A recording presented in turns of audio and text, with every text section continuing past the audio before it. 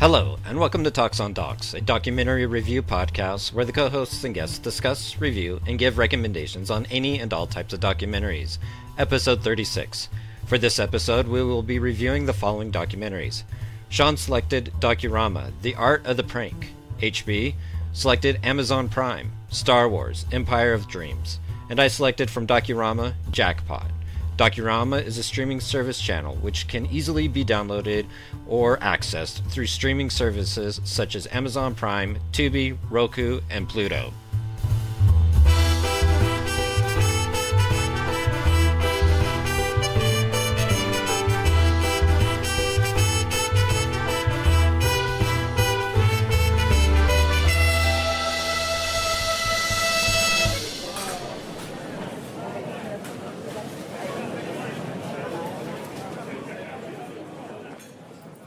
HB. What up, HB?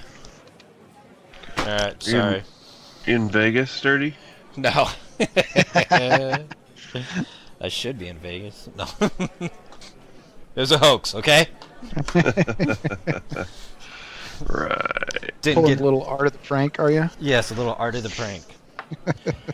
Let me pour myself a drink. One of my buddies sent me a dyslexic man storms Area 15. No charges will be filed, but authorities feel that. That's fucking funny. That is good. Did you guys watch that bluegrass thing? No. What are you talking about? Oh, is one that the director? the interview that we got canceled? Oh, no, I didn't. I'm No, I sorry. didn't watch it. I did. It kind of threw off. Like, it got me behind, obviously, because mine's crazy long, and then I watched that before I watched Art of the Prank. I just barely finished that, so it's it would have been tough. I mean, I tried to watch it last night and like passed out. Sarah like came home and she's like, "You're snoring, like, dear God, like."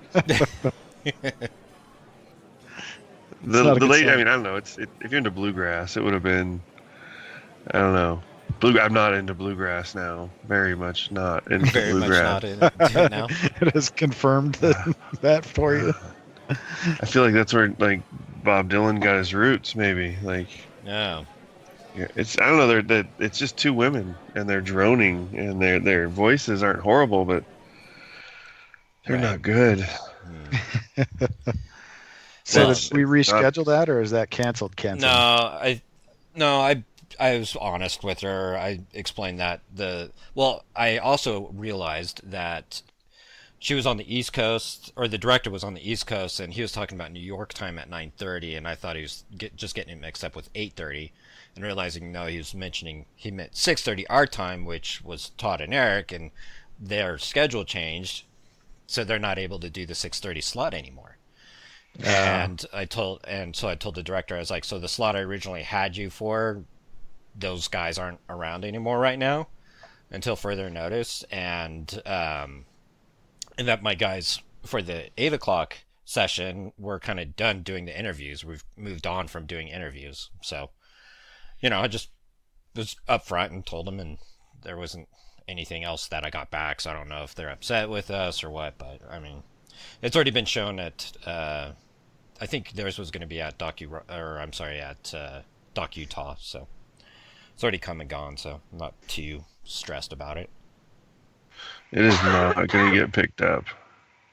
You think Oh, it'll really? get picked up? It's just dry and boring. Like, it's a touching story, I guess, if you're into bluegrass, but it goes on and on about just playing bluegrass, and I don't know, it doesn't tie into the rest of the world at all. It's just, yeah, this lady has kind of an interesting life. I mean, she has three husbands, and sticks with it, but I don't know, it's really, you got to be into bluegrass. I don't know, maybe it's the same thing with the Star Wars one, if you don't like Star Wars, but I still think that's fun.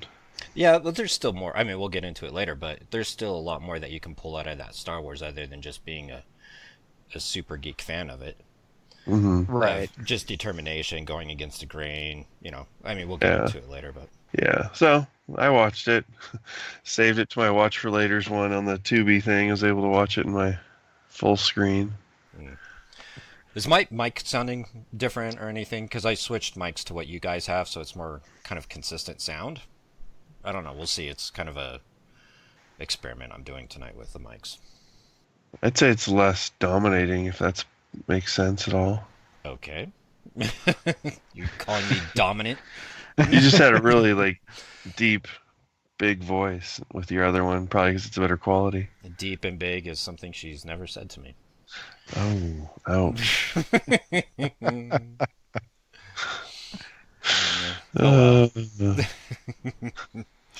All right, we'll go ahead and introduce ourselves. Welcome to Talks on Docs. We're your co-hosts. I am Sturdy. I'm HB. And I'm Sean. So I got a question for you guys. This came up at work. I don't even know how it came up. I might even... did I start this conversation with Sean? I don't know. If I did, let me know. You have two ways to die. You either drowned or you die by fire. Which one do you pick?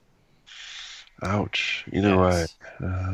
You're drowning or fire. And so both of them are the same type of death. It would be ruled asphyxiation. Yeah, is it like a raging fire, like you're on the 78th floor in the World Trade Center, or is it like no? It's a house is it fire. Like your house is fire, just, and you're trapped. You wake up in the middle of the night and your house is on fire. The rest of the family's out except for you. I think I'd go with drowning. Yeah, really? I'm gonna go drowning too. I think smoke inhalation is going to short circuit you quicker. Because that's what I'm thinking, is which one's going to short circuit my brain quicker? The toxicity of the smoke, or just water? I mean, I've inhaled a lot of smoke in my day, Right.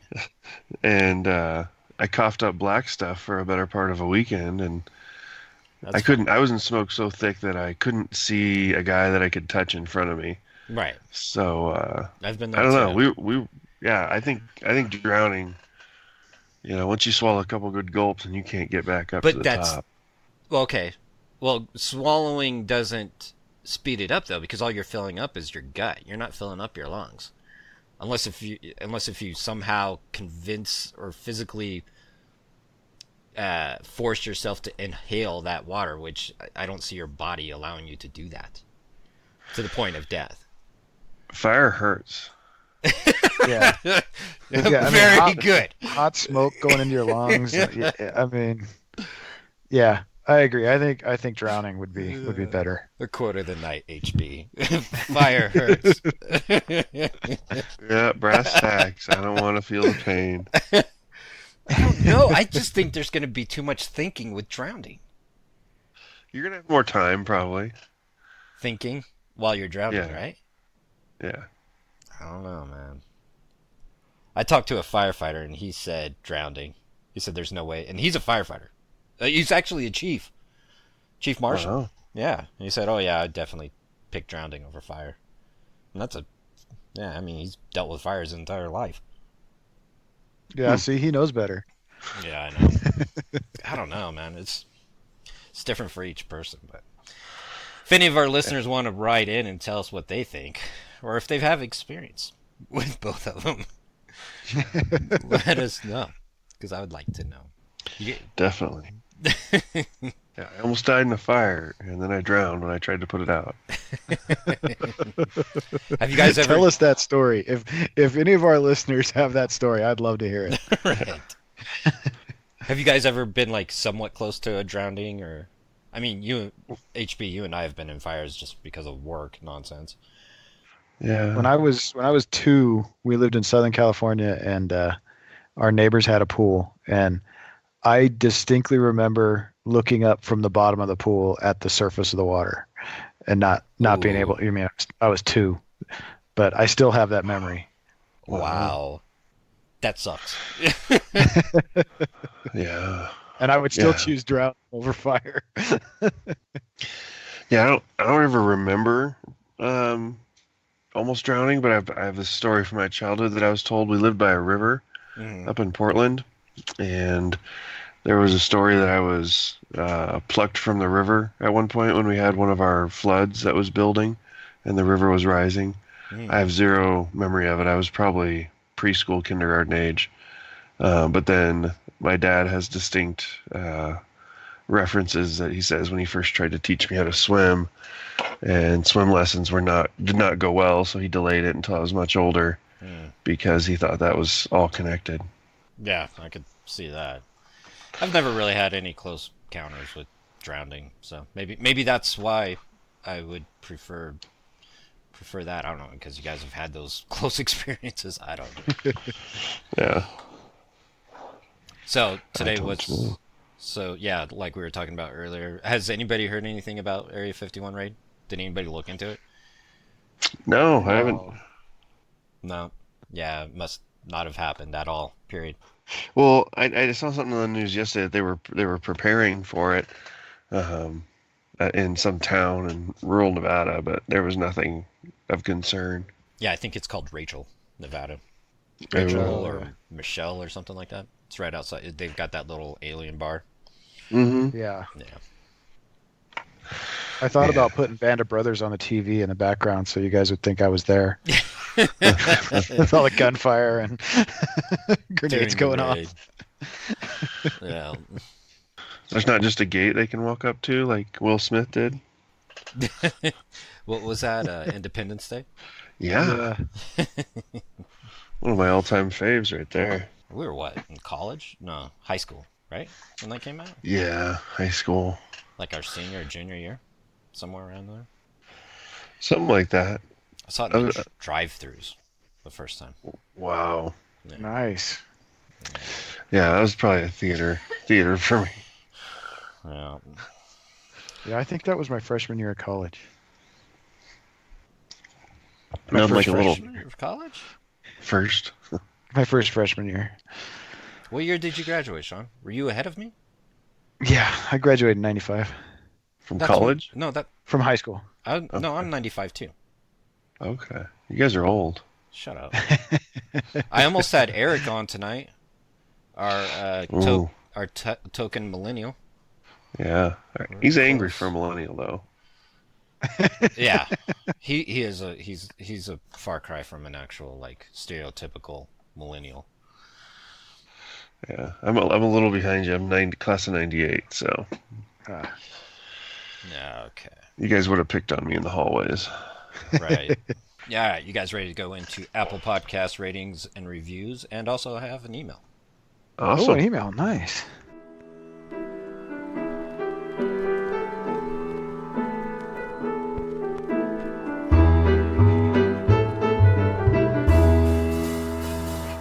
Time to give a little thanks and appreciation for the emails and Apple Podcast reviews.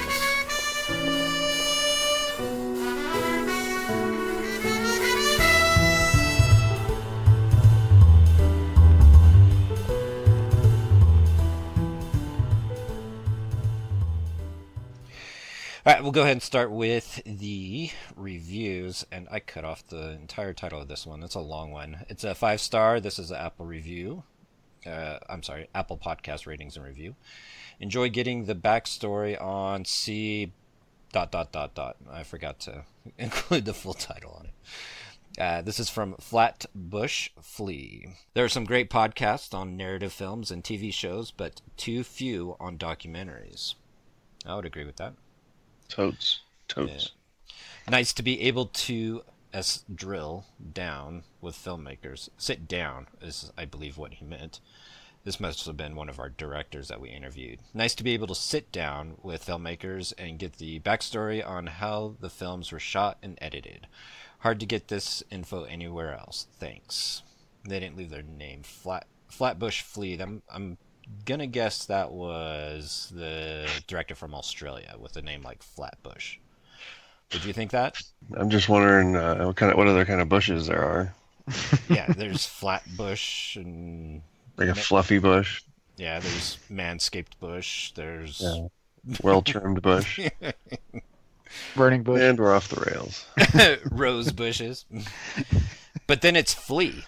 So Yeah, that's got to be a place. Like, yeah. Flatbush Flea? I'm looking it up. Oh, you're cheating. Yeah. Maybe he has a flatbush that has fleas in it. Maybe. Maybe it's a type my. of dog. Flatbush dog. He gets fleas. Yeah, all right. Did you find out where Flatbush Flea is?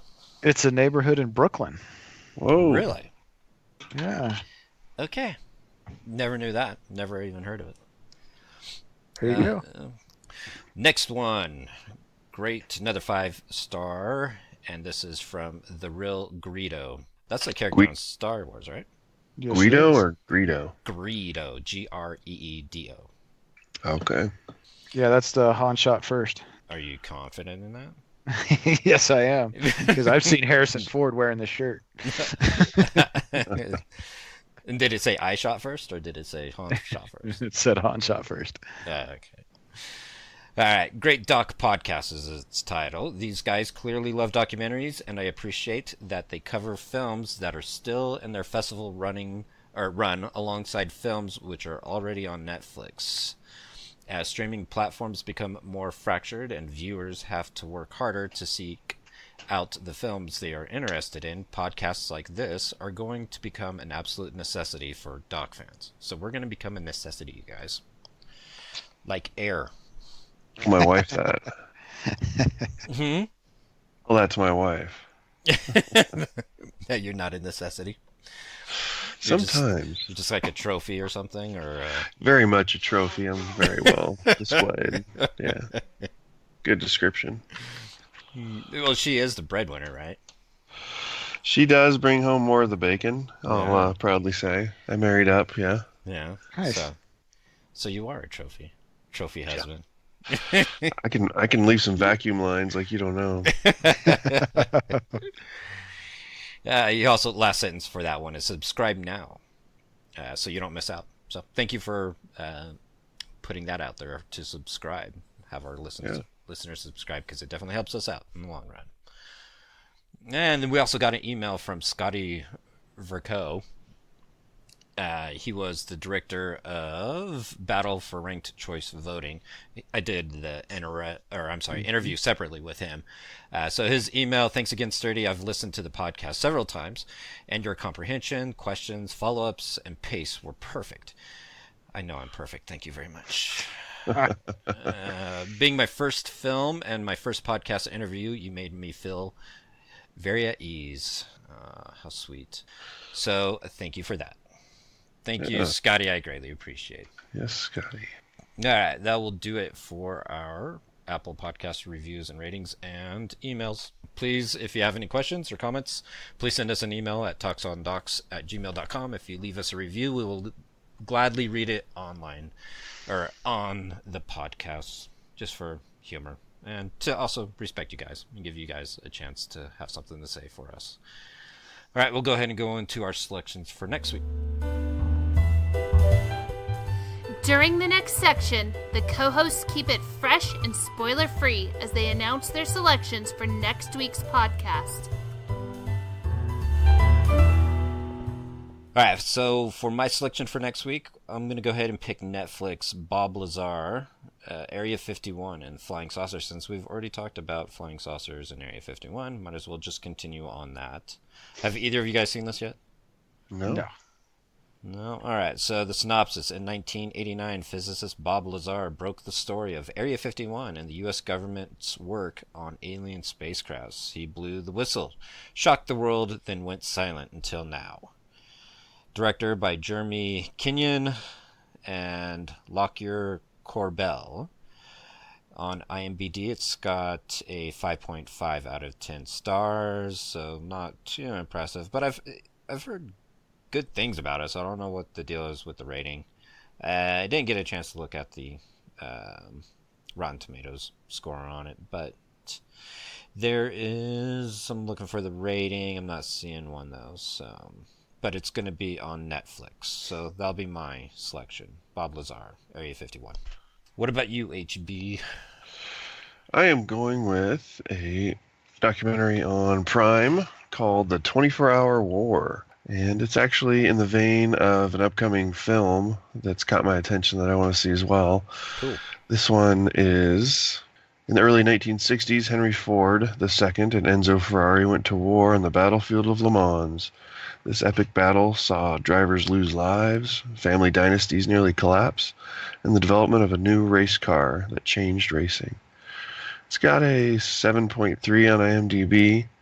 I didn't see the Rotten Tomatoes, but it's directed by Adam Carolla and of Loveline fame, and Nate Adams, who I'm not sure of. And it has a lot of current, or the former racers, I should say. And I thought it'd be really interesting because I want to see that movie that's coming out, Ford versus Ferrari. So that's the one with Matt Damon and Brad Pitt, or not Brad Pitt. Christian Bale. Christian Bale. Yeah, Matt Damon plays Carroll Shelby. So, it should be interesting. I've always been a race fan, and Ford GT is one of my favorite cars, so thought it'd be cool. I saw one of those wreck on the freeway. Ooh. Yeah, it was it's like $1 million going up in smoke. So yeah, it was on the freeway. There's a slight bend in the freeway down here south, and it was an early Sunday morning, and it had rained the night before, and so the freeway was still kind of wet and slick, and this GT obviously went into these small little turns a little bit too fast, or he just didn't know how to control it. He ended up spinning all the way around several times, and then ended up facing against traffic on the freeway and slamming the whole passenger side up against the Jersey wall and just smashing the whole side of the car up against it. Yeah. Tragic.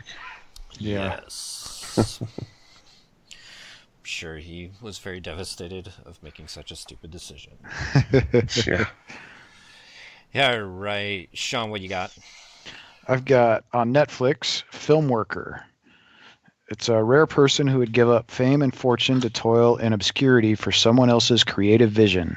Yet that's exactly what Leon Vitali did after his acclaimed performance as Lord Bullingdon in Stanley Kubrick's Barry Lyndon.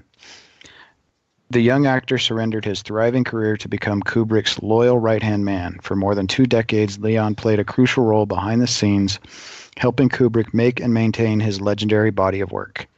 The complex, interdependent relationship between Leon and Kubrick was founded on devotion, sacrifice, and the grueling, joyful reality of the creative process. By entering their unique world, we come to understand how the mundane gives rise to the magnificent, as timeless cinema is brought to life at its most practical and profound level. It's TVMA. It's got 7.5 on IMDb and a 95% on the tomato meter. Wow. So I actually heard about this from the Joe Rogan podcast. Oh, okay. He was talking about it. Just how crazy it was that this guy devoted his life to making Stanley Kubrick's films perfect. Right.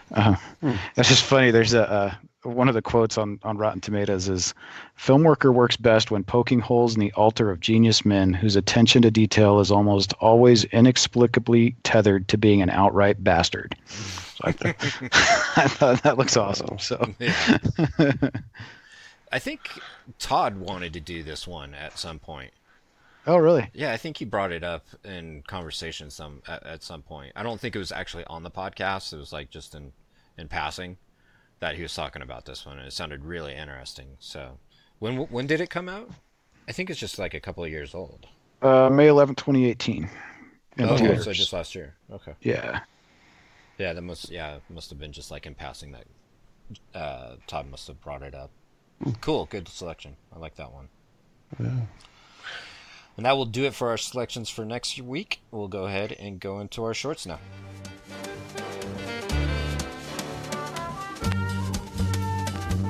Keeping it short and snappy, a quick look and conversation on a few short subject docs.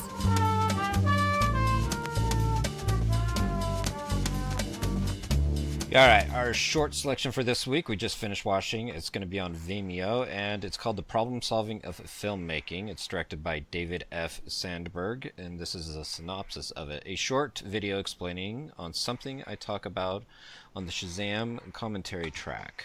Okay, so this is part of the... this is like an additional thing, I take it, on the Shazam track.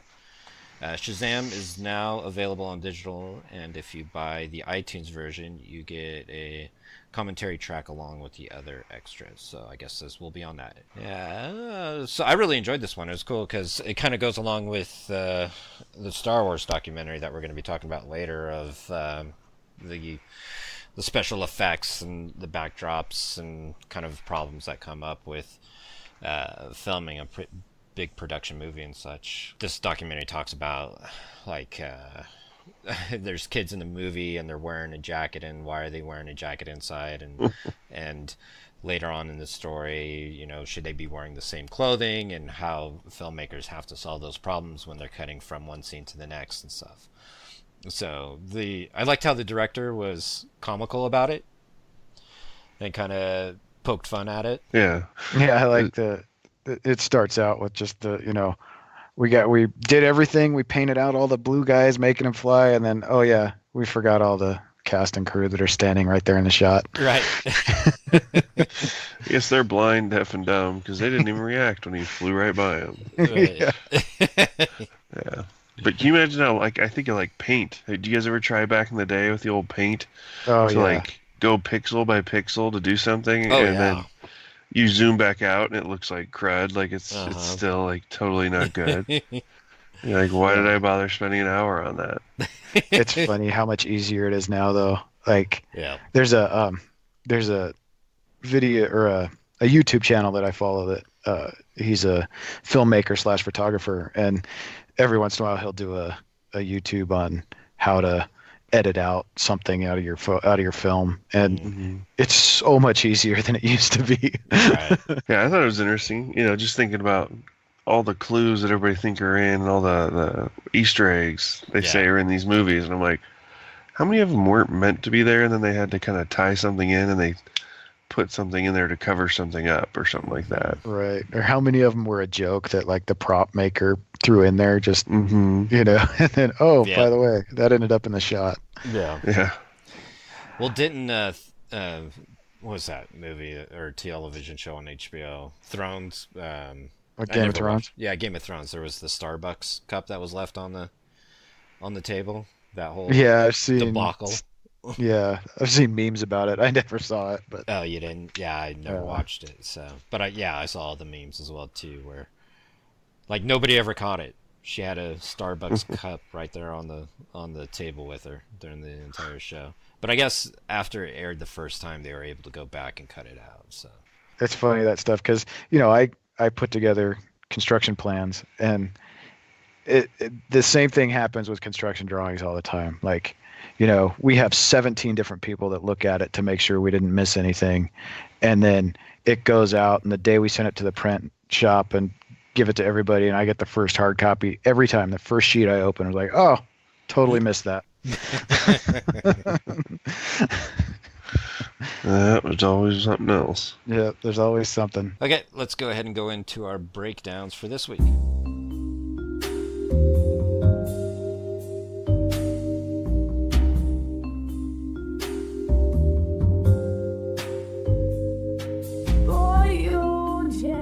Prepare to be spoiled. In the breakdown section, our co-hosts go deeper into the conversation and truly express their thoughts on the documentaries.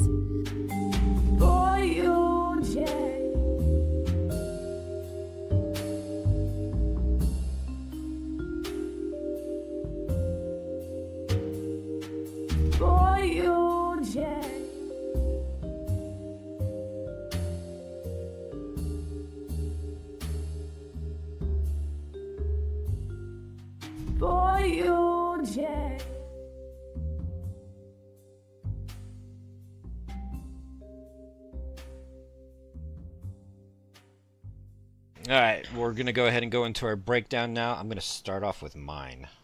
It was Jackpot. That's all that's referenced to a jackpot in this movie. Documentary. It's on Docurama, maturity rating TV NA, directed by Alan Black. Like I said last week, he's done nothing else, not surprisingly. IMDb score of nothing. Rotten Tomatoes audience score of nothing. The synopsis. Die Hard. Die Hard. Regulars at a Canadian bingo hall hope their next card will be one that wins them the jackpot, and all of them are about to die. In the way of age. You guys love this one, right? Yeah, I think the score of 0 was overrated. Really? You didn't get anything out of this, Sean? I was kind of mad that the Canadian government paid for it. If that's, I didn't I even got catch something that. out of it. They Oh, yeah. subsidized. I was wondering where it was made because I saw the money and I was like, that's not a U.S. dollars, obviously. Yeah. No, it's Canada. Yeah, I it did was not know subsidized that by it the was Canadian. Canadian subsidized. Yeah, How much do you yeah, think they got that? their. How much do you think a bingo hall makes? Like annually? A bingo hall like that makes a lot of money. Crazy amount. Insane amount of money. Yeah, think of the overhead. It's like an old Walmart that they barely had to renovate. Right. You know, it's like a warehouse that was probably pre-built, and they just went in there after it was vacant for 2 years. Maybe that's what we should do with these vacant Walmarts and stuff around here. Start opening up these massive bingo halls. Because, I mean, we live in Nevada. I mean, gambling's legal. Oh yeah, I don't think you could get gambling rights in Nevada for bingo. it's in the casinos. I've actually played Yeah, Nugget when, has it. when I was stuck on training in a casino. You get like a free, ticket or whatever. It was very, I don't know, it was educational and interesting. Those old folks, when I went to, was much more busy. They took that stuff serious. Like, it was no joke. Like, we didn't have a dabber, and we had, fortunately, we had an old lady. The dabbers were like $15. We're like, we're not paying for one night of trying this out. And some nice old lady like takes me and my friend Adam under her wing, and she's like, "Oh, here you go, honey. You can have one of my dabbers." And they're going. Like, they don't like, whoa, what was that? And they're like just ripping the numbers off, and you're like, Yeah, you better it's- keep up, kid. Yes. It's stressful. We Yes. did the second time we met the girls before we adopted them. They had bingo night at their school to earn money for the PTA. Oh, nice. And so this was Steph and mine's first time doing bingo. We're like, oh yeah, we'll get a couple cards, and like, so you're trying to look at 8 different cards at the same time. Yeah. I was like, I'm never doing that again. That was way too much stress. And when I went, there was a total art to it. It was being in a casino. You get a 2-drink per game maximum, but you have wow. to rig it. So you have to order both your drinks and your meal, like in the first ordering. Because I was like, oh yeah, I'll order a beer now, and then I'll order another one later. And she's like, no, you better order everything you want right now, darling, or else you ain't going to get it before the game's over. I'm sitting down, I got like 4 hot dogs and 2 beers sitting in front of me, and I'm trying to dab away. And I'm like, dear me, this is crazy. Yeah. But It's I intense, huh? liked this documentary. I was totally entranced by it.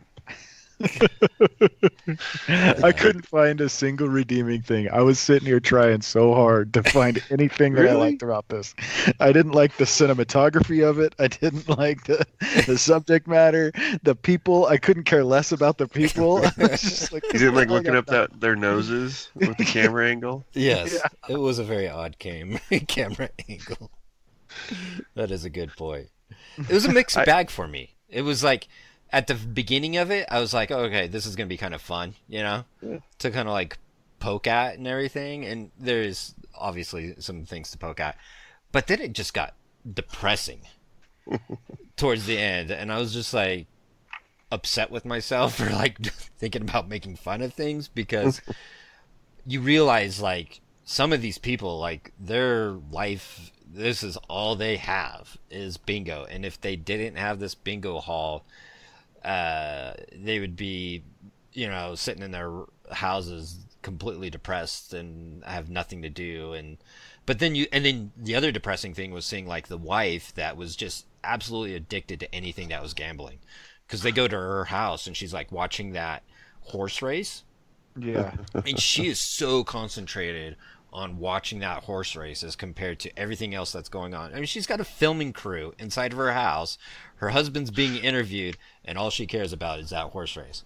I was like, that is one addicted lady to any sort of gambling. There's, if she lived in Nevada, she wouldn't survive whatsoever. But they Meanwhile- were the couple that was the most like, we're not addicted. Like, we have a budget, we live by it. Like, they were the ones that acted like it wasn't sucking of their lives. But Yeah, it and is. her husband's sitting there the whole time bashing on the people that are addicted. He's like, these degenerate gamblers that are, Well, as soon as she wins $80, he's like, well, there's your bingo money for Saturday. Yeah. Yeah, it's totally Yeah. pot calling the kettle black kind of situation. And her dad, I was like, well, that's where it started. Her dad's sitting there like smacking the paper, all pissed off about the horse races results. Like, wow. Yeah, that was what I thought was interesting. Like at first I thought it was sad too. I was like, oh man, that's all they have to live for. She gets a taxi ride to the bingo parlor every day and does her little routine with her toast and Yes. everything. But then I found comedy in it, and that the Jamaican guy I started to feel bad for him, but then I was like, Yes. this is absolutely hilarious. Like he's the one that's going to pull out the gun and shoot people like the other guy was predicting. Right. Yeah, he's going to be that one that rolls in with the gun. He Yeah. won once and then never wins again. Yeah. Well, the husband and wife, they met playing bingo. Yeah. yeah. Their entire relationship is based on bingo, but they don't have a problem. It's true love. Yeah, I mean, they legitimately had a system. I mean, they had that thing wired, but Right. I wonder how much they actually put in, because he was acting like, it's better than dating and going to a movie. Like, you spend all that money and you walk out a loser. I spend that money and I get to come out a winner. Yeah, You I didn't believe that. I think that was just his way of selling it to himself.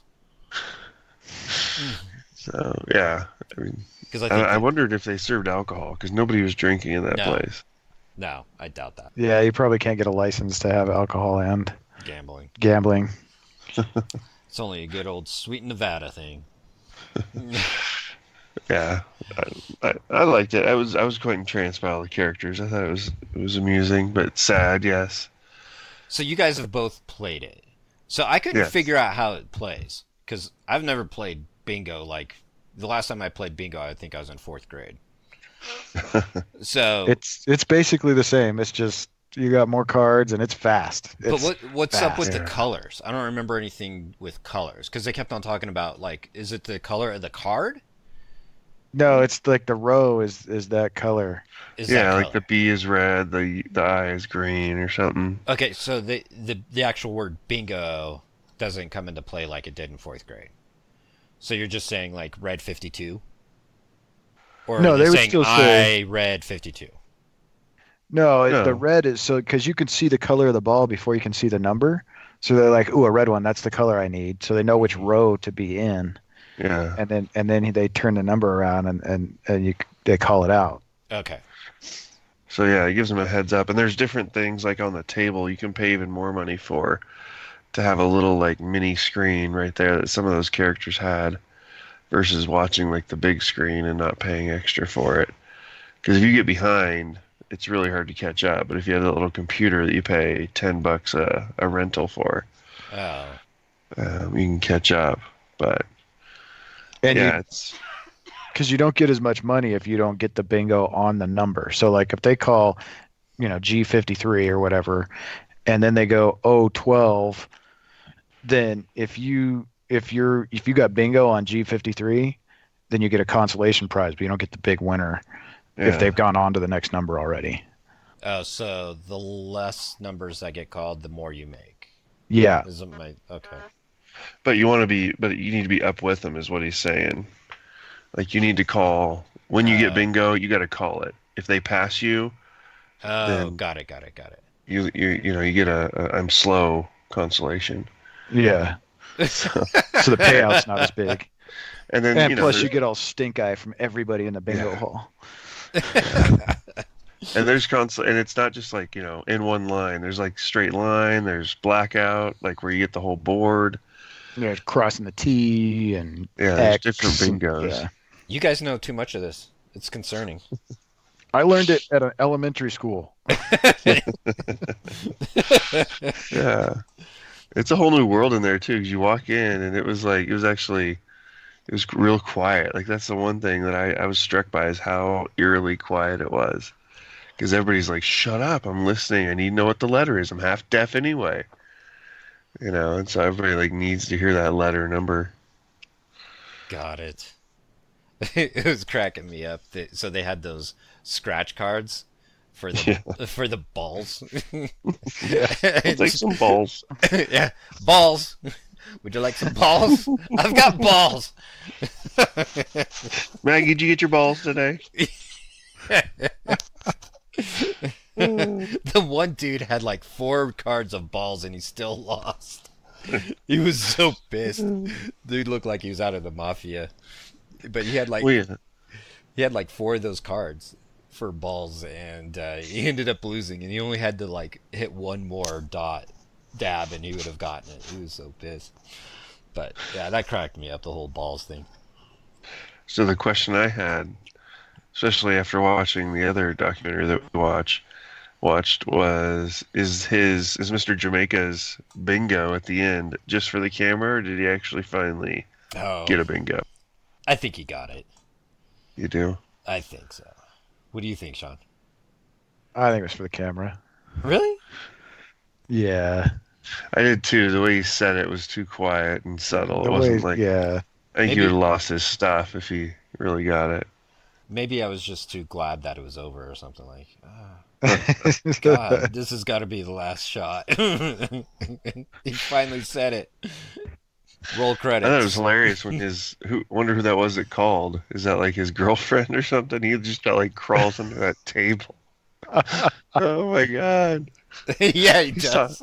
He's talking louder to the camera than he is on the phone, but he like feels like he needs to like hide himself in a hole Yeah. because he's got his cell phone. Yeah, he obviously was not supposed to be in a bingo hall.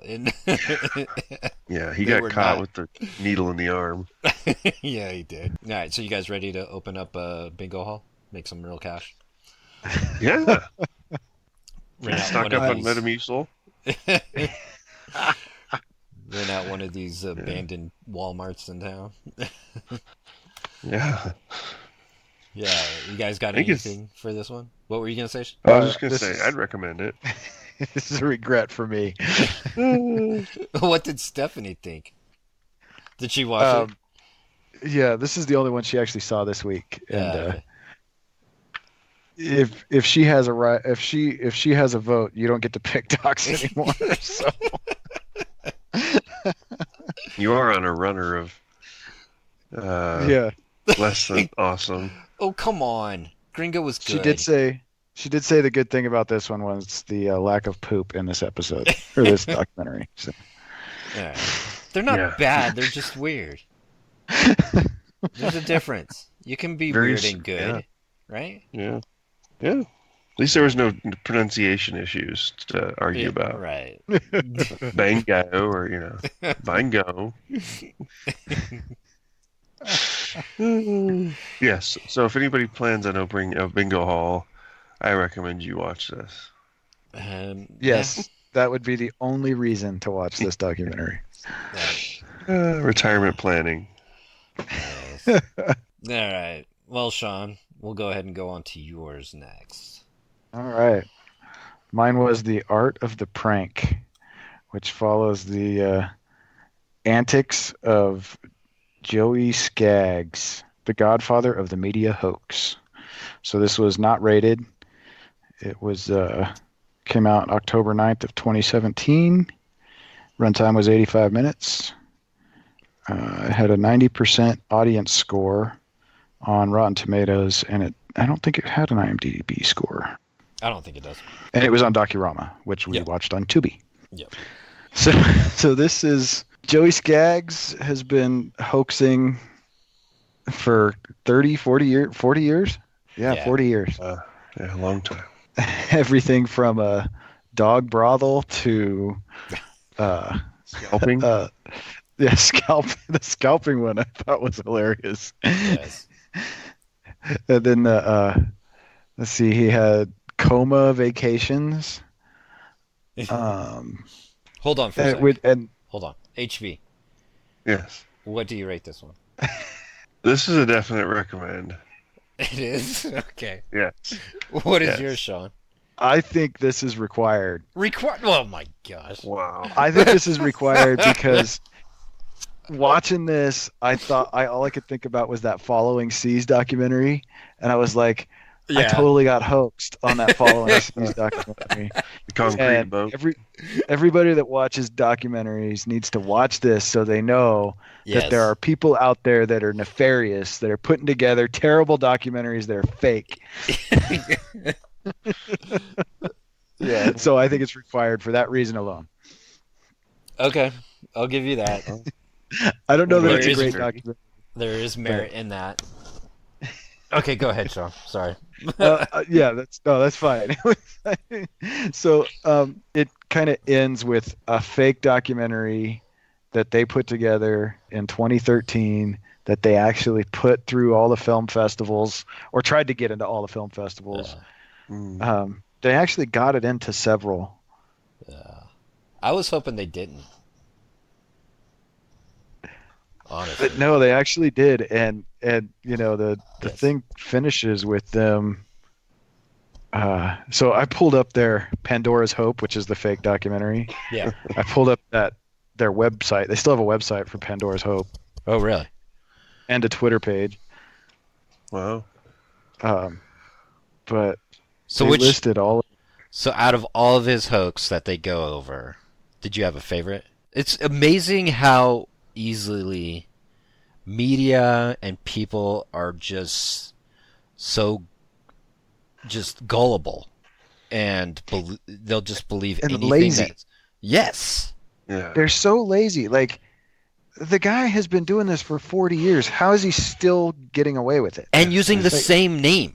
Like, And Yeah. cheesy costumes. yes. Yeah. Extremely cheesy. Yeah, like the cockroach Yeah. hormone the one. cockroach one was ridiculous. But the media would still get him up on stage and talk about it and act as if he was totally legit. I totally wanted the cockroach container to like break open in that one. I was thinking, oh, it's gonna happen. I like stopped what I was doing to watch. I'm like, those anchors are gonna lose their stuff Yeah. because there's gonna be cockroaches coming at them or something. Yeah, I think my favorite hoax was the Fat Squad, followed closely Yes. by Dog Meat Soup. Dog meat Dog soup. soup. I laughed hard on that one. The Fat And, Squad I thought was hilarious because it's just.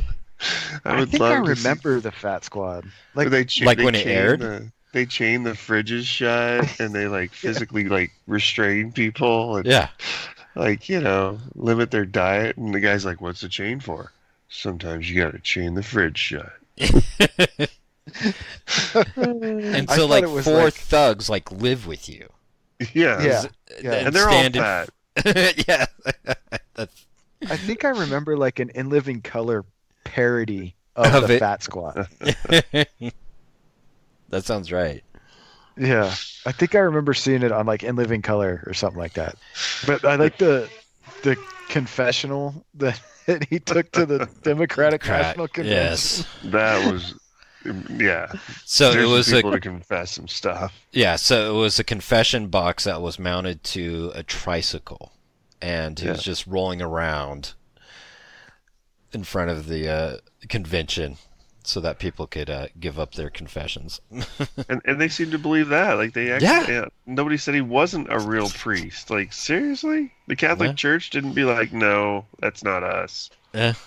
People actually thought Yeah. it was like a great idea and supported it. Yeah, that's the scary thing about this documentary is how terrible the media is. I mean, 5 minutes of research, you'd have gone, yeah, this is all fake. Yeah. Yeah. Spend 5 minutes and look it up before you publish a news story. I Wikipedia'd him, of course, after watching those, and they list literally every prank Oh, that really? he's done. He has one that I think is hilarious. He a celebrity sperm bank. Yes. That was on the show. Was it? I missed Yes. it. Yeah, they showed that He one. holds the celebrity sperm hostage. Yes. Yeah, and then it gets stolen, quote unquote, Yeah. so that he doesn't have to show anybody. Wow. Oh, you remember last week or the last episode? I think it was you, HB, that was talking about how wives have the impeccable ability of walking into a show at the most inappropriate Yes. time. That's exactly when Jen sat down to actually like watch this documentary, and she had nothing no knowledge of what the documentary was about, and it's him sitting outside of this random door and talking about celebrity sperm and how they had to like shut down the shop and everything. And she's like looking at this like, what the hell are you watching now? It's a documentary on celebrity sperm. That explains why she walked in my house and said, "What are you picking for documentary?" Wow. Are you serious? Oh man. Just as your wife rejects mine rejects Right. yours, Sean. Exactly. Yeah. So yeah, you jogged my memory. My favorite prank was the windsurfing from Hawaii Yeah. Oh to my California. gosh. They bought it. Like, how did they buy that? Like he's sitting in the bar right next to the beach Yeah. that afternoon, and nobody thought to maybe get some interviews from local people or anything. They Yeah. just, nah, we're just gonna put it on the news. Yeah, and that's possible. We're like 2,500 miles. He's not like dead in an hour. Yep. Does this If it happen was every that weekend? easy- Yeah, if it was that easy to get from Hawaii to California, I Yeah. think more people would have done it. Yeah. Yeah. I think the one I liked because it was the most disturbing was the cat house for dogs. In I think it was Manhattan or something, where people could bring their Yeah. dogs to hook up with the other prostitute dogs inside That the went house. pretty far. Yeah, All the way to court and everything. he Yeah. got cease and desist from animal rights activists. And, oh, it's insane. Yeah. Yeah. Absolutely ridiculous, but Well, and how So nobody far. flipped out. Like, yeah, we inject them with this substance. It causes them to go into heat. yeah. What is this? Like some sort of synthetic Viagra or something that, didn't exist in 76? I was like, okay, you're just shooting up dogs with whatever. Whatever. And then they sit there and enjoy a drink and watch your dog, Get it on. Is this like a form of dog porn? Is this illegal? What the hell is this? That was And then- hilarious. How'd you like the Italian reporter that after he gets exposed by Time or by the New York Times, they Yeah. decide they want to do an interview with him? Yeah, and he's Yeah. gonna tell her, and then he's like, "You're just lazy. Hell no, I'm gonna keep it going." Yeah. So there is also a media personality that has shown up in quite a bit of documentaries since the beginning of Talks on Docs. Did you guys catch who that is? We've brought it up. Sean and Eric and Todd and I kept on running into a 70s and 80s media personality. Keeps on showing up in docs. Oh, the white-haired talk show guy. Yes! It's a little bit before you. Donahue? Yes, Donahue. Donahue. Yeah, It was good to see Donahue in a documentary once again. I mean, Yes. we went on a stretch there. Like every week we were looking at Donahue. That's right. He was in a ton of those early ones, huh? Yeah, Yeah. he was, dude. he's so angry. Yeah. I like Phil Donahue. I remember my mom watched it religiously. It was always on every day. Yeah. So, yeah, I just wanted to make mention of that. And we didn't have a greatest moment in either of these docs, huh? I didn't think so. Yeah, I didn't. I was catch it watching either. one for that, and I didn't see it. All right. Well, you guys ready to go on to HBs? Yeah. All right. Did yours have a greatest moment? There were so many close moments. I know. I was watching it and watching it. I did not catch it if it did.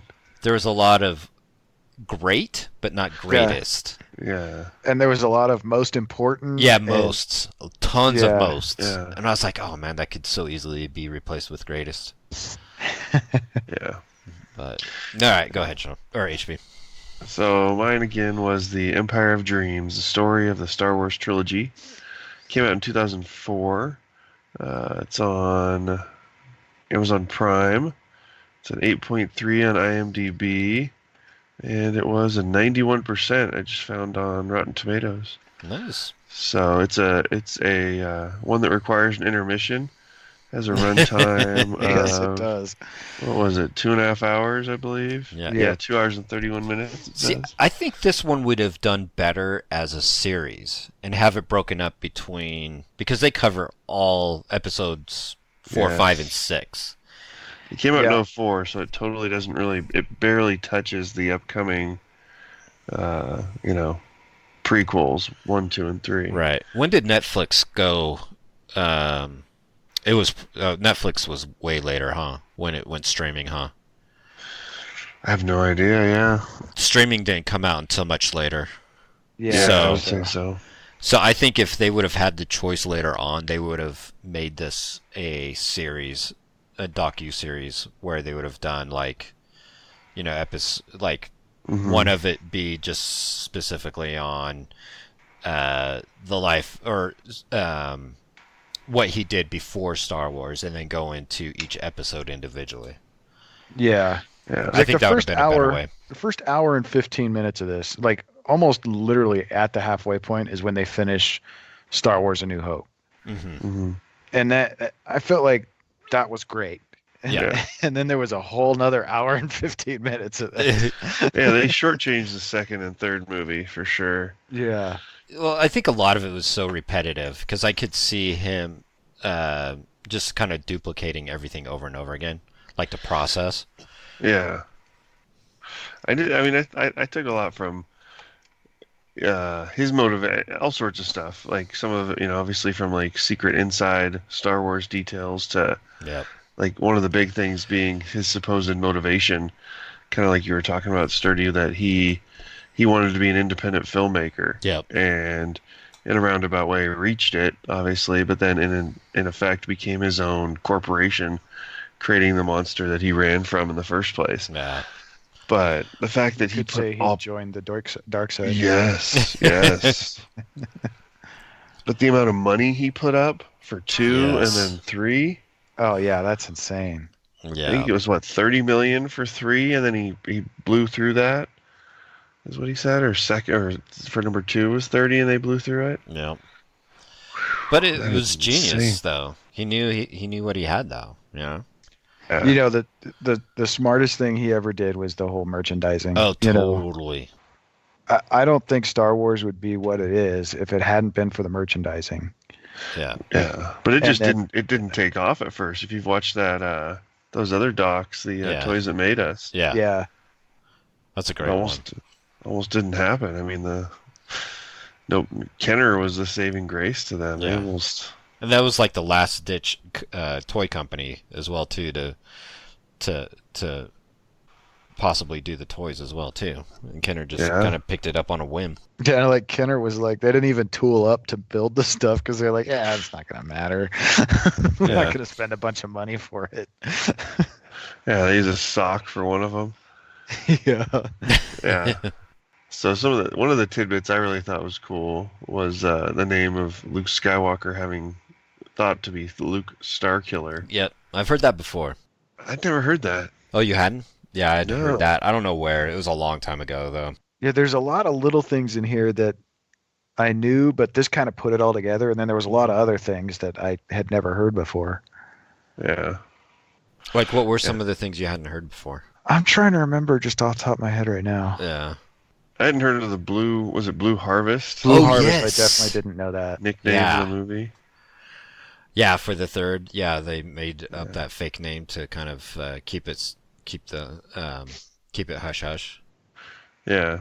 Yeah. And like I knew the Revenge of the Jedi instead of Return of the Jedi, Mm-hmm. but I Yeah. didn't know the story behind it, why they changed it. So that was kind of cool to hear. Yeah. See, my dad told me a different story with his. I've told you guys before. He ran a movie theater. Yeah. And they recalled all those Revenge of the Jedi posters, and he kept a few of them. Nice. And so he has them. I've seen them. It's totally subtle. You wouldn't notice the difference unless you knew the Star Wars name. But Yeah. he said it was a thing to do with the rating. Revenge was too violent of a word compared to return, and so PG or PG-13 or something. They demanded that it was return, not revenge. Huh. So Yeah, dude, those Hoth jackets when they were doing the filming for Hoth, Mm-hmm. I like those jackets. I want one of those. Those blue ones, and it had like the Darth Vader patch on it. Yeah. Those things It were was nice. like crazy. Like I didn't realize how legit. Like they almost lost people like in the blizzard Yep. of Norway. I think it was. Yeah. Yeah. Oh my god. And like that scene where Luke's walking out of the cave, that they're all standing in the hotel and Tell- he's out there in the blizzard. Just walking out the door of the hotel. Let's take our scene. And cut. That's the day. Yeah, and how the special effects work, like seeing them in like the off-camera shots, how those pull off. Like Yoda looks like not Yoda. I do not believe him when they show those like off-film. I don't know what you call it, angles. I'm like, really? How do I believe that when I see it? Because Yoda is the bomb, and I don't know. He does not look the bomb in, the stuff that's not on the actual movie itself, the movie screen. Yeah. So that's a crazy amount of editing and angles and lighting and to get that believable. Yeah. So This is, I mean, all of the Star Wars, the entire first trilogy, they hold up better than anything else that I can think of. And I mean, my background with Star Wars, it was actually the first movie I ever saw. I was 1 month old because I was born April 9th of 1977, and this came out May 25th of 77. And my dad was just such a diehard he was huge into Star Wars and just sci-fi fantasy. So they took you to this theater? Yep. I was only Wow. 1 month old. Horrible parents. I know, right? They were those. They were those. It was a different time, man. They probably brought their cigarettes too. They probably brought their cigarettes. They didn't have lounge chairs or the reclining chairs and everything that we have nowadays in theaters. Yeah. And it was one of those giant theaters too, of course. It's not like a multiplex cinema. It was just like one massive, huge cinema.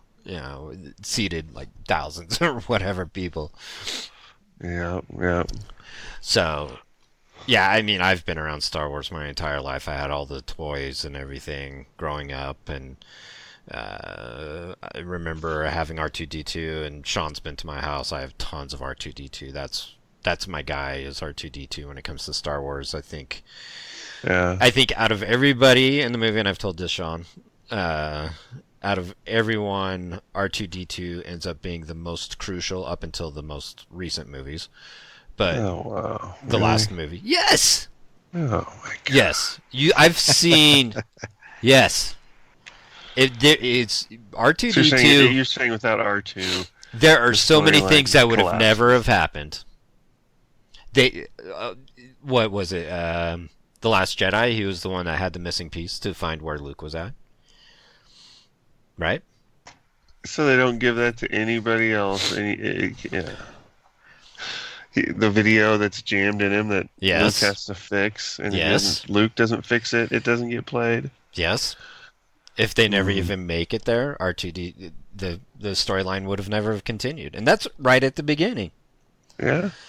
And he's in every movie up until this most recent one that's coming. I think they're gonna do away with R2, but I do so? feel like I think he's going to play an important role. that'd be amazing, dude. I'll be shouting. I'll be jumping up and down in the theaters. They've killed off everybody else. There's got to be somebody Yeah. that carries the whole thing. yeah. But R2-D2, Yeah, I man, think he's like it one was- of the most crucial elements in the entire Star Wars saga. I'm gonna watch that now and totally be like finding reasons why you're wrong. There's there's not, dude. I have watched. It's I've like that. Did you watched. guys see the episode of the Big Bang Theory where where she talks about how Indiana Jones is totally meaningless to the entire Raiders of the Lost Ark movie? No, Think I about haven't. it. If he's not there, nothing changes in the plot. Mm. It's the exact same movie if he's not there, Okay. because he accomplishes nothing in Raiders of the Lost Ark. Got it. Okay. All right. Yeah. But R2, the most crucial part of all of Star Wars. From episode from chapter 1. He's the one that's in the cockpit when Anakin jumps into the fighter. And if he could have picked any other fighter, but that's our first introduction to in the actual entire story, is when Anakin jumps into that fighter. They're on Is it Tatooine? no, Padme's planet. Naboo. Yeah, when Anakin as a little kid jumps into the fighter for the very first time. And Well, it's R2 in the was cock. on the ship with Padme first when they go to Tatooine. 'Cause Oh, okay. all the astromech droids get blown off except R2. Yes. Except for R2. Yeah. Just, yeah. Well, no. I Not wish that they I'm a would. Star Wars nerd or anything. Like, No, neither of us. Or any of us. I definitely didn't know there was this special edition version out there that they talk about at the end, where it's got a bunch of like editing done that he would have done today if he made the movies today. oh, I have it. Yeah. I have the DVD of the So special do I. edition. Yeah. Wow. Yeah, that was when they re-released it in the theaters. Yeah, I watched it. I saw it in the theaters. I went out there, but I You didn't didn't- buy it. I mean, yeah. my DVD collection has dwindled in these last. I feel like my wife doesn't understand why we need to buy it on DVD and streaming. You know, power goes out, Wi-Fi doesn't work. What do you Right. do?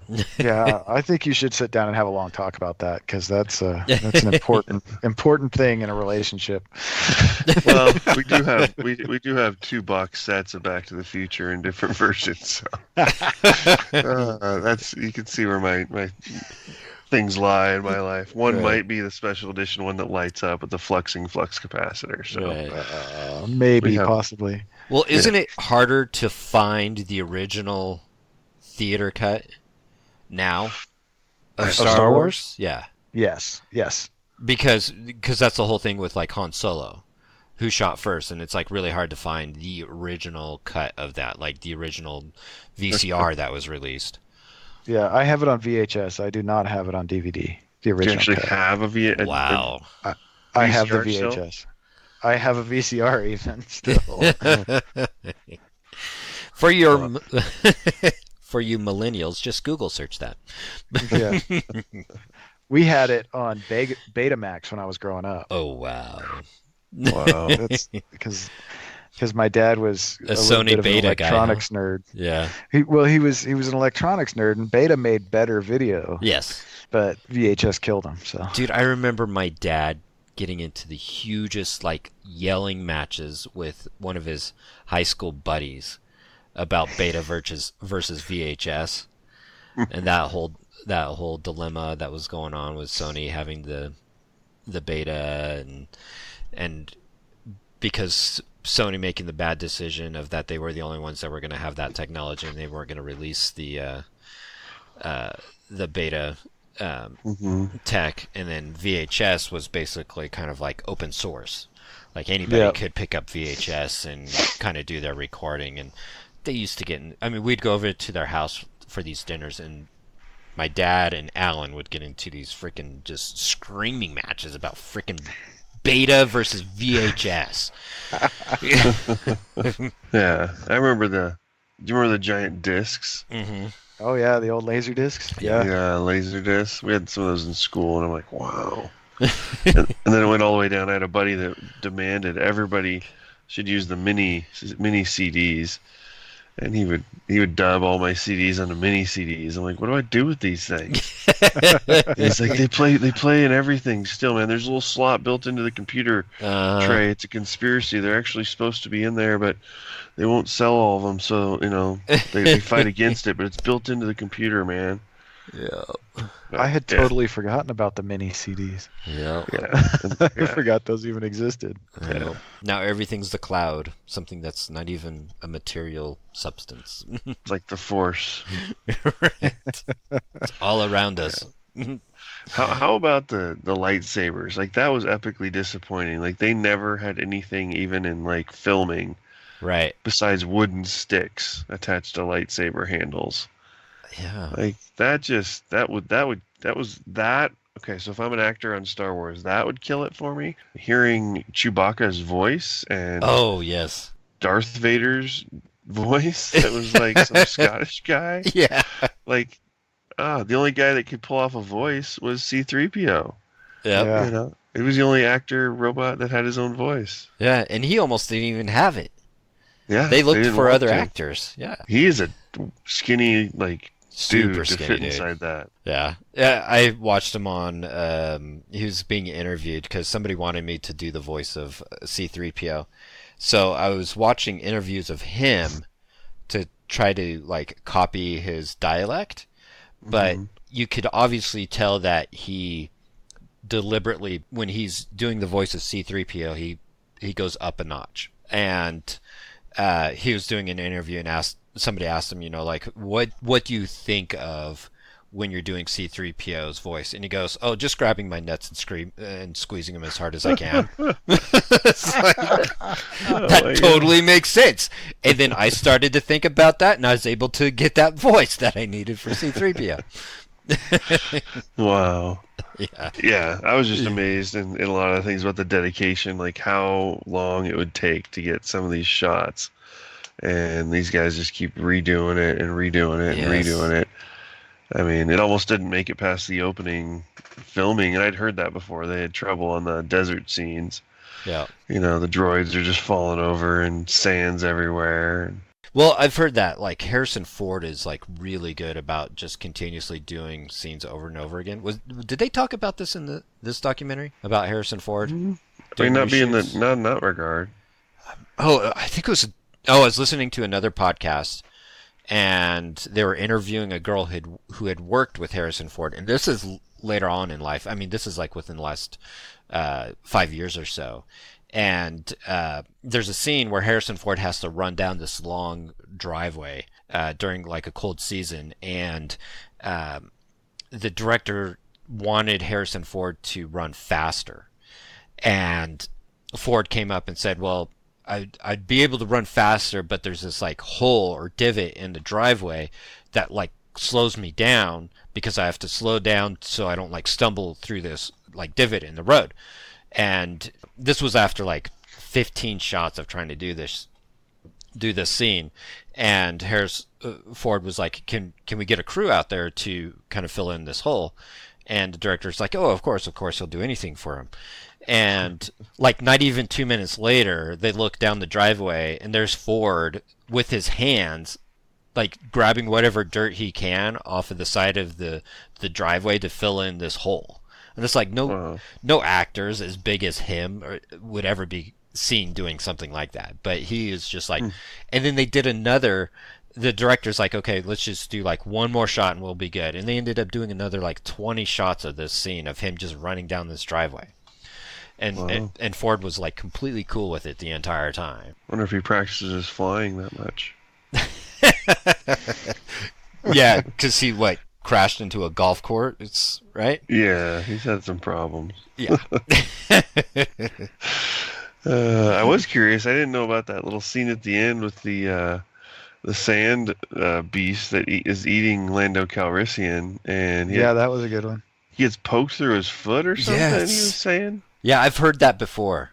Yeah, so when Sean, do you know it? The Sarlacc pit. Sarlacc or Yeah, Sarlacc pit. Yeah. Sarlacc. The Sarlacc, Sarlacc that's pit. it. When that thing reaches up and grabs around his foot, it like somehow pierced his foot. And I've stepped on nails before. It does not feel good. Yes, you are correct in that. Any other behind the scenes stuff that you guys learned about, or do you guys just know all this stuff already? There's a lot of just like little good nuggets throughout this documentary of the behind the scenes stuff. I've heard other stuff about Carrie Fisher and relationships that she's even confessed to with several people from directors down. Wow, Harry Fisher got around, huh? Yeah, it was those were the times. Free love. I was surprised the way she described how he, like they told her right off the bat, like, yeah, lose 10 pounds, but you're in. Like, Times were just blank and different. Like that is Oh, crazy. How totally. brutal. She's like the only significant female in the movie, Yep. and like if she walks, guys, you're losing something that's kind of important. Mm-hmm. And then she still has to do the bikini in the last and return. It's like wow, she was willing to sacrifice for that movie. No. So did you guys see The People versus George Lucas? No. I haven't watched that one. So I kind of feel like this was made in response to that. I didn't look up when they were released versus okay. each other, This was 2004, but because The People versus George Lucas just bashes him hard on just mainly about the prequels, but just how, he kind of, George Lucas did whatever he wanted. And Right. when he finally got to do exactly what he wanted without any studio intervention, he made the 3 worst movies in the history of the franchise. And all that movie does is talk about how terrible George Lucas was for Star Wars and how terrible of a person he is. And so I've kind of felt like this was a response to that, being like, no, we like George. George did good things, But he still had full control of chapters 3, 4, and 5, though. Or I'm sorry, 4, 5, and 6. Well, there wasn't Fox wasn't coming in and saying change this, change that. no, but there was studio input. Very, very little, if any. Yeah. I mean, yes, in chapters 1, 2, and 3, yeah, he obviously it was all his all day long. So you guys don't like 1 through 3 at all? Sean, I think- Sean's a secret Jar Jar fan. Yeah, Jar Jar Binks is the greatest character in the history of film. Love Jar Jar, huh? Misa thinks he's awesome. Wow. No, I hate Jar Jar Binks. Did you guys see the black and white sketches for Boba Fett? Did those catch your eyes at all when they started talking about Boba Fett? Like, I've never been like over the top Boba Fett fan like a lot of people are. Yeah, I don't get the fascination. He's a cool character, but Yeah, he is a cool character, but they had the black and white sketches, and those things looked pretty freaking cool. They kind of reminded me of Moon Knight from the Marvel comic books. Mm-hmm. Of just how they shaded it and everything with the black and white. I mean, it looked really badass compared to what they went with that kind of like teal and or kind of like what sage green, I guess you would say. Yeah. Coloring of him, and I still like the coloring that they ended up with. But if you ever see those black and white drawings of Boba Fett, man, I thought it would have been really cool if they would have gone with that instead. So how much different do you think it would be if they hadn't had, what's his name, Macquarie, the artist that put together all those sketches for George Lucas? Oh yeah. I mean, that's really he's- what made the vision of the film Yes. come together. Yeah. I mean, what got it off the ground for the theater or for the funding? Yep. Mhm. For Yeah. the first one. Yeah. Yeah. He was, Yeah, they were awesome. Yeah, those That's what- original first drawings of Vader and stuff. Mm-hmm. Those were pretty A lot cool. more mean. He definitely looked more mean. Mhm. He was a lot That's more Nazi-ish, if that's Yeah. a word. Yeah, that's Or one thing that's S- fascinated me though, is the carrying through of, like in the prequels, how they try and make it look like this futuristic future that's really in the past, the way it was made, and how they weave that in together. That's one thing that really fascinates me in looking at all the different Star Wars, like how we're making these things nowadays, and it's super easy. We could have done a better job of detailing it than the originals did. So how do they make it look not as good as it could be? Just down to like the droids and the blasters and the walls and the panels and the uniforms. Yeah. I think that's fascinating how they make that mesh together. It's kind of sort of in the not the same manner, but same thought as like steampunk, right? Where you're trying to include like tech with old time. Yeah, I mean, but this, like, in these, it's more of like they're trying to literally make it look like you could watch episode 1 all the way through, Got it. to the old episodes, and theoretically think that it was one movie made at the same time, or like all the movies were made in order. Right. I mean, I think you would still pick it up. Like in 20 years, if you watched episode 1, 2, 3, 4, 5, and 6, would you not blatantly go 4, 5, and 6 are definitely a different, Right. something's different? So, if you are going to tell somebody that hasn't watched Star Wars at all, period, which there are people out there, some of them work with you, HB, which freaking blows my damn mind. Oh, sad.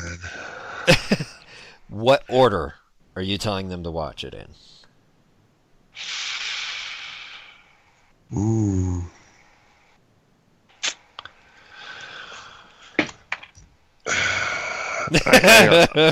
I honestly, I mean, because I think it's going to piss people off. I honestly think they need to. They would go in the order that they were written: 1, 2, 3, 4, 5, 6. Oh, but wait a minute. 1, 2, 3, Rogue One. 4, Rogue 5, One. 6. Rogue Or do you go One. solo? Solo 1, 2, 3, Rogue One, 4, 5, Solo 6. Solo stands on Yes. its own. I don't. You can watch it, but you don't need to watch it. Good call. It's Sean. interesting, and I liked it. It was a good movie. I honestly did think it was a good movie, but it's a standalone. You don't need to know that much about Solo. So I actually struggled with this because when we adopted my girls, they had not seen any of the Star Wars. Yes. Didn't we talk about And- this, Sean? Yeah, we did. Yeah. And they're 8 and 9. Well, they're about to be 9 and 10. They're both 9 right now. But so my favorite one other than Empire is Rogue One. Yeah. And so I Really? thought I'd start Oh, them with yeah. Rogue One. And we got about 20 minutes into Rogue One, and my youngest daughter was freaked out by all of the fighting. And she said, "Daddy, can we watch something else?" I didn't hear that. So I ruined them for Star Wars. So like 8-9 months later, I completely stopped Star Wars because I didn't want them to hate Star Wars. Yeah. And so then I started over and I watched it in order of release. Okay. So we went Yeah. 4, 5, 6, 1, 2, 3, Rogue One, or not Rogue One, Force Awakens, Force Awakens. and Rogue One. Yeah. then Rogue One. Yeah. Yeah. Hmm. I would probably do that all up to the point of I'd go 4, 5, 6, 1, 2, 3, Rogue One, and then Force Awakens. Force Awakens, Return or The Awakening, whatever it is. Yeah. And now we have what Skywalker Rise. What's the next one called? Rise of the Rise. Skywalker. Skywalker. So what? So Sean, what's your favorite character? I think this is going to sound terrible, but Han Solo is my favorite character. What? Always has been.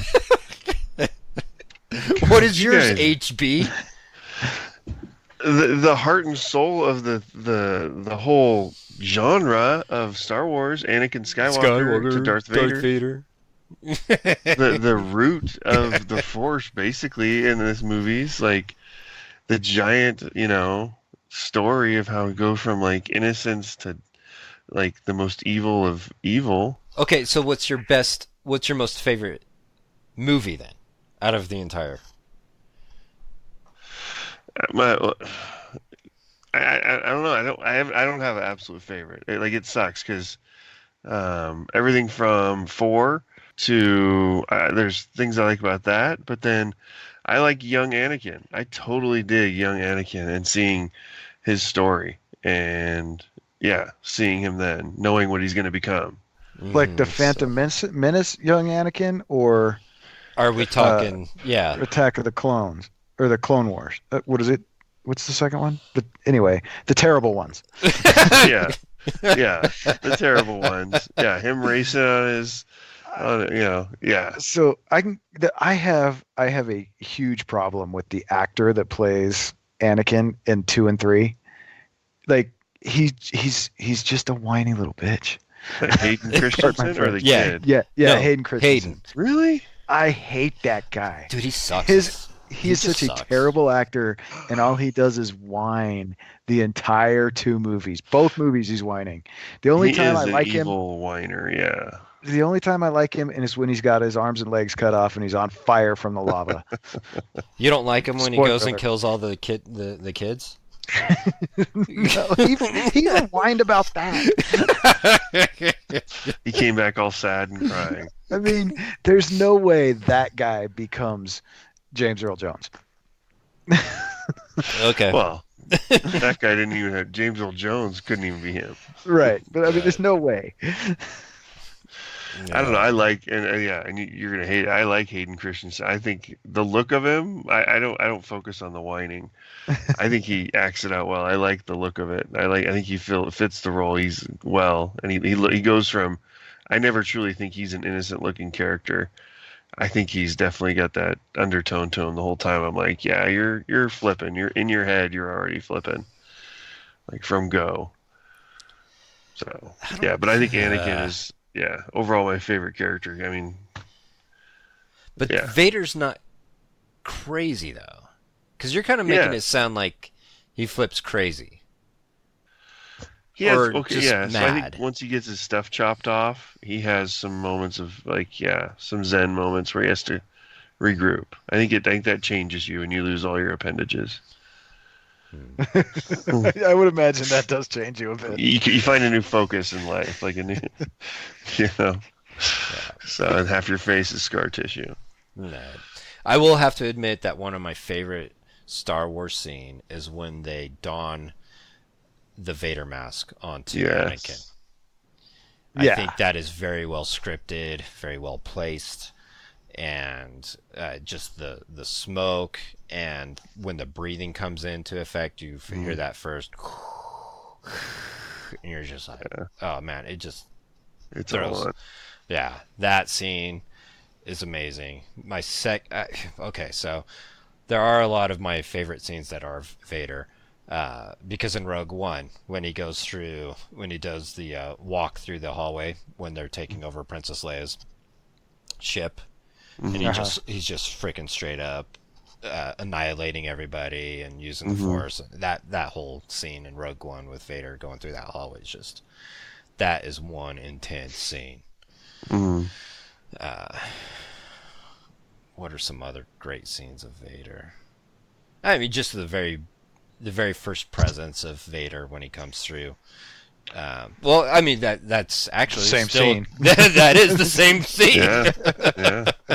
It's just 30 years later. little bit of Yeah. continuation of it, huh? Almost 40 that's- years later. That is, I think that is the best scene in movie history, is that opening sequence in Star Wars. Just when they grab the ship and then they board the ship, and you got all the rebel forces there lined up in the hallway, knowing they're all about to die. Yep. And and then just the blasting, and then just Vader walks through. It's awesome. Yeah. And then we get to see it like 30 years or almost 40 years later in Rogue One, Yeah. and just a little bit sooner. It's just like, oh man, that scene was just so intense. That was incredible. I love that. I think I got to rewatch Rogue One. It's I haven't seen it since the theater, honestly. Oh, really? Wow. Yeah. I loved Rogue One. Yeah, so did I. I've watched it probably 10, 12 times, I think. Oh wow. I got sucked way into Marvel and DC. So The other thing that shocked me about this one, I didn't know, was that Lucas really shook up Hollywood when he put the credits at the end. I didn't know he was the one Yeah. that started that.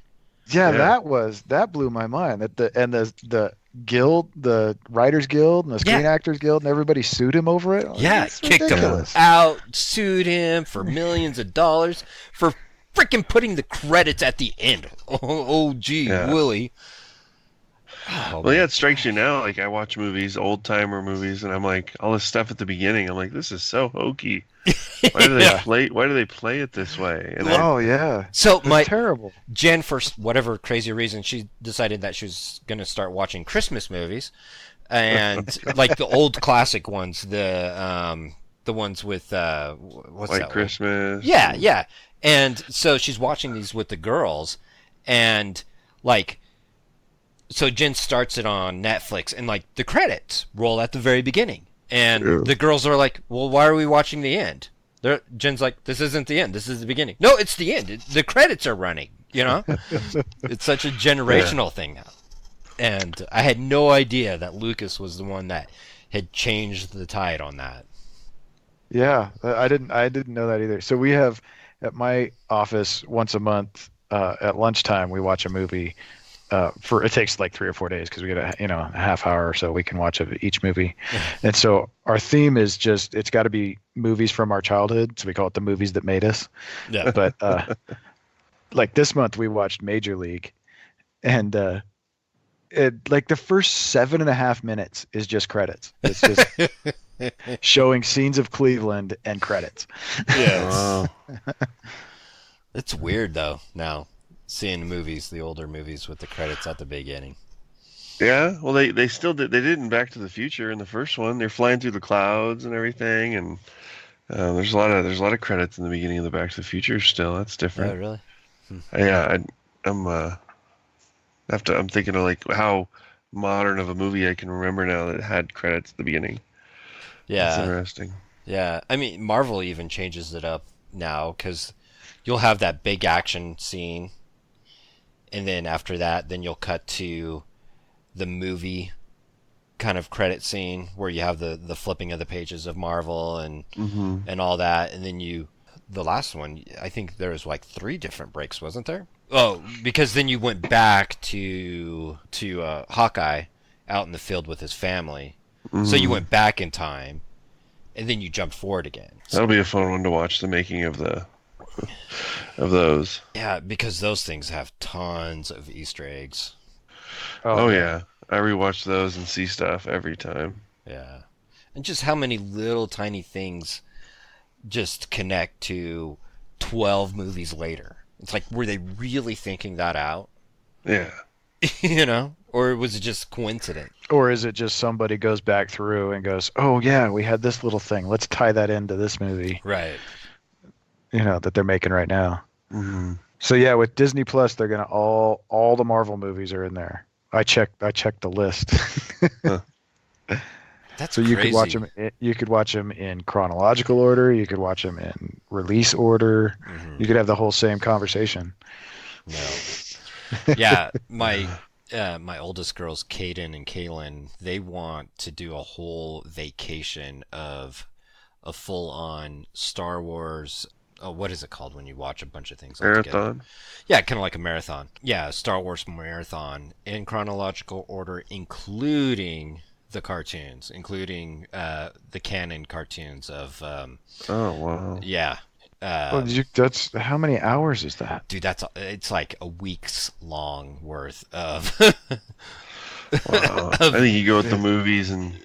Yeah. No, they want to include because they are canon. If you include the Clone Wars, if you include the animated Clone Wars, that's all canon because you're talking about. That's how you find out about Darth Maul still being alive and what he went through and how he's still alive and comes back in the Han movie. So yeah, all that stuff's canon. Have you watched all those, Sean? No. You haven't. No, I haven't. Not even the Darth Maul ones Nope. of how he comes back and stuff. Yeah, it's all. I think in there. I've watched maybe 2 of the cartoon, the Clone Wars. Oh, cartoon. really? I think that's it. Wow. Yeah, so there's the Clone Wars, and then there's the ones. What was the most? Not the most recent ones. Is it? It's Those like are bad. The Rebel. What is that called? That one's not good, dude. And Oh, really? I don't think they're gonna make it. The most recent one, animated anime, is not. I don't think they're gonna call it canon.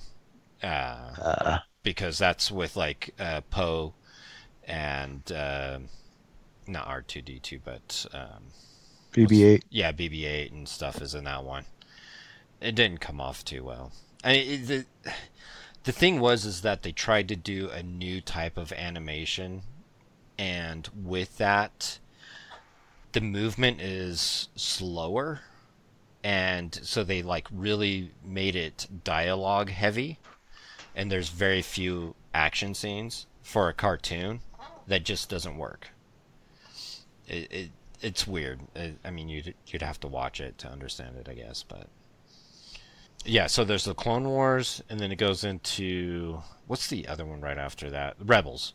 But that's the one that goes into Darth Maul and how he ended up surviving, which is actually a really good story. And then it ends up having the final scenes between Darth Maul and Obi-Wan, and what happens between Obi-Wan and Darth Maul. Which will be interesting because we now know that Obi-Wan's going to be coming out on Disney Plus. Yeah. So where are they going to go with Obi-Wan? Are they going to go with him just being on Tatooine? Are they going to go back with him squaring off with Darth Maul again? Or, where is that story going to pick up? Because in the anime, basically, Obi-Wan just kind of comes out of... I think he was on Tatooine, and then he comes into the storyline because of Darth Maul. So is this storyline going to kind of include that with Disney Plus, or is it going to just be him on Tatooine? But what adventures does he have on Tatooine? I mean, he's just a hermit, really, Oh, we've gone down the foxhole and come out the other side. Good God. Yeah, we I'm should have just known better than to do a Star Wars documentary. Yeah, I mean, I see what you did when you made me go last. I knew you were playing this slow play. Right. Yeah. Yes. It definitely makes me. I need to buy the trilogies, and I need to come up with a game plan to rewatch them in whatever order I choose in my own house. With my favorite character of Anakin. Yes, being assisted by the small character of R2-D2. Mandalorian too, man. That thing looks good. Yeah, it does. Yeah. Have you seen the previews for that yet, HB? No, I have not. For Mandalorian? Yeah, our local girl is in it. Well, kind of local. Carano, Gina Carano. She was a UFC fighter. She's kindred to the Carano family of the Atlantis, or not Atlantis, but El Dorado. The El Dorado and everything downtown. El Dorado now owns Caesars, yeah. Yeah. So, yeah, Gina Carano is niece to Tony Carano, who was the original owner of the El Dorado and stuff. Yeah. So, she spends most of her time, I believe, in Las Vegas. But she was in Deadpool. She was the scientist's... She was the villain's sidekick, the girl that was in the lab. Do you remember her? She was the one that was holding down Deadpool when he goes in to get the operation done. Yeah. Yeah, so that's Gina. Yeah. The Nevada connection. Yep. The Reno. Yeah. Nevada connection. Yeah.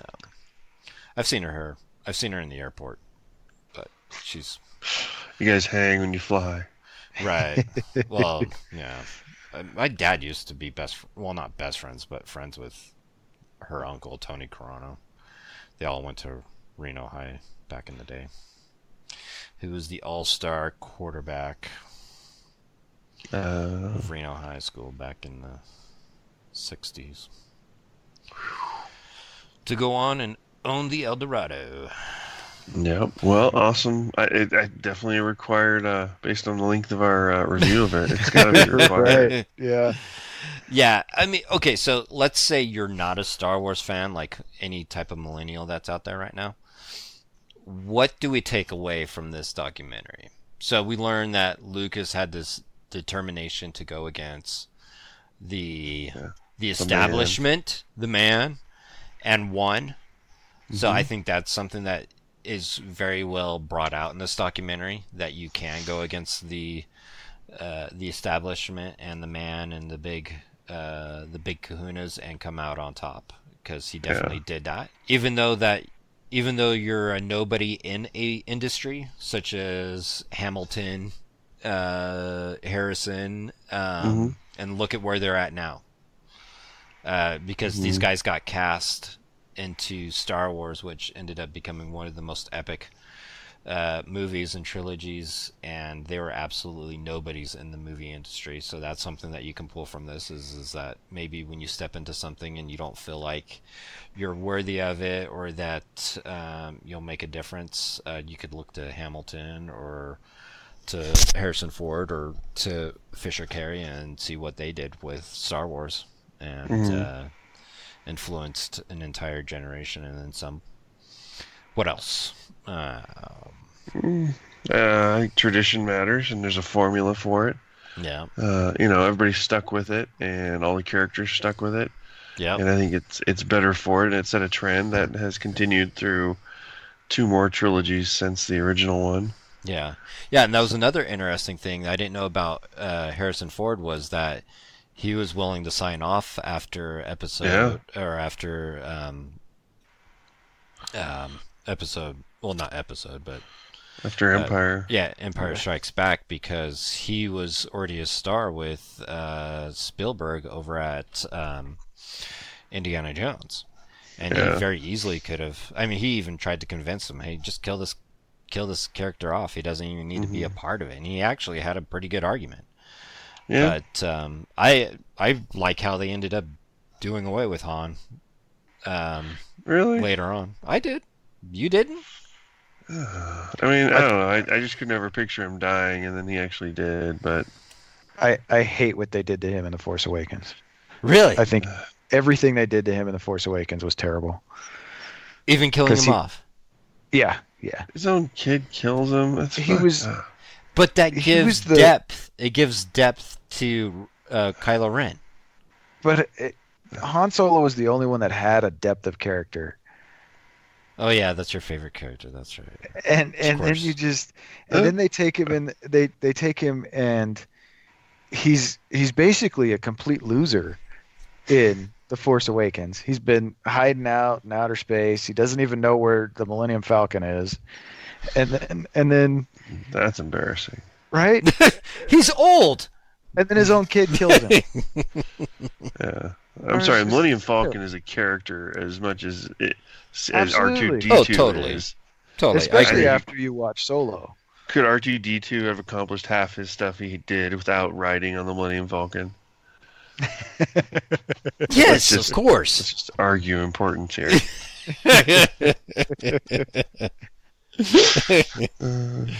He should have died in Empire. That's what I think. So did you like Ford's argument that he should have been a sacrifice to save the others? Absolutely. They should have killed him in Empire. Wow. But then how do you come up with Kylo Ren? Because he's the offspring of Han. Yeah, and all the books that I read in college, come on. Just make her pregnant at the end of Empire. But then you only get one. At best, you get a set of twins. No. You make Leia pregnant. Yeah, at the end of Empire. Yeah. Okay. So she goes into Return of the Jedi pregnant, or having a son, son of without a father, Han. which would make sense to Luke basically raising him. Exactly. Okay. I could see that. So what would his final sacrifice look like? Just stay in the carbonite. Yeah. That's kind of weak. Anticlimactic. Yeah. I don't know. Because he's got to be a sacrifice. Something awesome about his last line being "I know." If that was his last line, period, that would have been awesome. Empire Strikes Back. I don't know. Okay, I think we've gone deep enough. We've gone around the bend. We could go the rest of the night on this. So, all right, we'll go ahead and close this episode out now. Thank you for listening. We greatly appreciate it.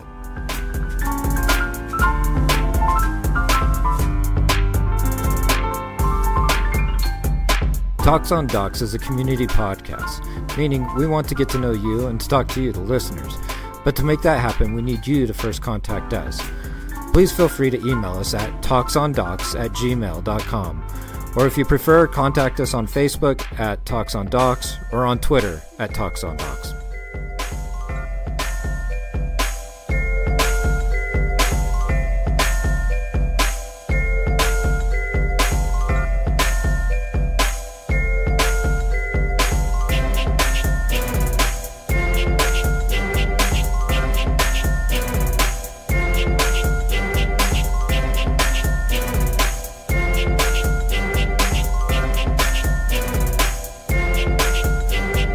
Beautiful day in this neighborhood, beautiful day for a neighbor.